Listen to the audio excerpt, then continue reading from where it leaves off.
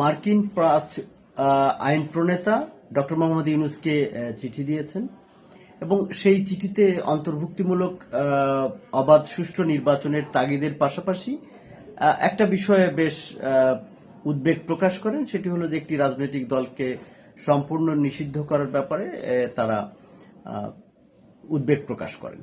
এর পরপরই যে বিষয়টি নিয়ে খুব আলোচনা হচ্ছিল যে তাহলে বাংলাদেশে কি আওয়ামী লীগকে আগামী নির্বাচনে সুযোগ দেওয়া হচ্ছে কিনা এবং আগামী নির্বাচনে আওয়ামী লীগ অংশগ্রহণ করছে কিনা, এবং এই বিষয়টা নিয়ে ইতিমধ্যে ভারতীয় মিডিয়া সহ অন্যান্য জায়গায় ব্যাপক আলোচনা হচ্ছে এবং সেখানে জানা হচ্ছিল যে আগামী নির্বাচনেই আওয়ামী লীগ ফিরছে এবং শেখ হাসিনাও ফিরছে। সেই বিষয়টি নিয়ে সেই আলোচনায় পানি ঢেলে দিয়েছে বলা যায় যে অন্তর্বর্তীকালীন সরকারের প্রধান উপদেষ্টার প্রেস সচিব শফিকুল আলম। তিনি বলেন, রাজনৈতিক কার্যক্রম নিষিদ্ধ থাকা বাংলাদেশ আওয়ামী লীগ আসন্ন জাতীয় সংসদ নির্বাচনে অংশগ্রহণ করতে পারবেন না। এটা মোটামুটি ফাইনাল এবং এই ব্যাপারে কোনো সিদ্ধান্ত নড়চড় হবে না।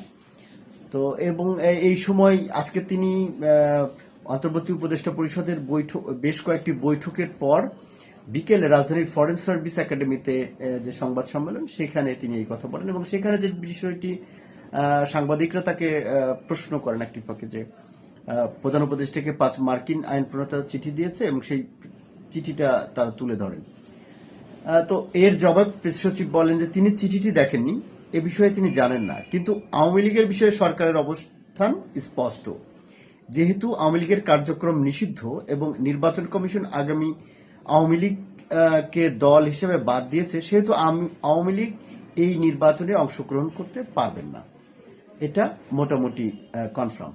এবং চলতি বছরের মে মাসে বাংলাদেশ আওয়ামী লীগ এবং এর সব অঙ্গ সংগঠন, সহযোগী সংগঠন ও ভাতৃপ্রতিম সংগঠনের যাবতীয় কার্যক্রম নিষিদ্ধ করে প্রজ্ঞাপন জারি করে অন্তর্বর্তীকালীন সরকার। এবং জানেন, বর্তমানে আন্তর্জাতিক অপরাধ ট্রাইব্যুনালে বিচার কাজ সম্পন্ন না হওয়া পর্যন্ত এই সিদ্ধান্ত বহাল রাখার কথা বলা হয়েছে এবং তখন এ বিষয়ে প্রজ্ঞাপন জারি করেছিল স্বরাষ্ট্র মন্ত্রণালয়ের জননিরাপত্তা বিভাগ এবং সন্ত্রাস বিরোধী অধ্যাদেশ অনুযায়ী এই ব্যবস্থা নেওয়া হয়েছে বলে প্রজ্ঞাপনে বলা হয়। প্রধান উপদেষ্টার প্রেস সচিব জানালেন যে আসলে আওয়ামী লীগ এই নির্বাচনে অংশগ্রহণ করতে পারবেন কিনা। আমার মনে হয় যে এই আলোচনায় অলরেডি তিনি পানি ঢেলে দিয়েছেন। সুপ্রিয় দর্শক মণ্ডলী, ধন্যবাদ। ভালো থাকবেন, সুস্থ থাকবেন, নিরাপদ থাকবেন, আমাদের সঙ্গে।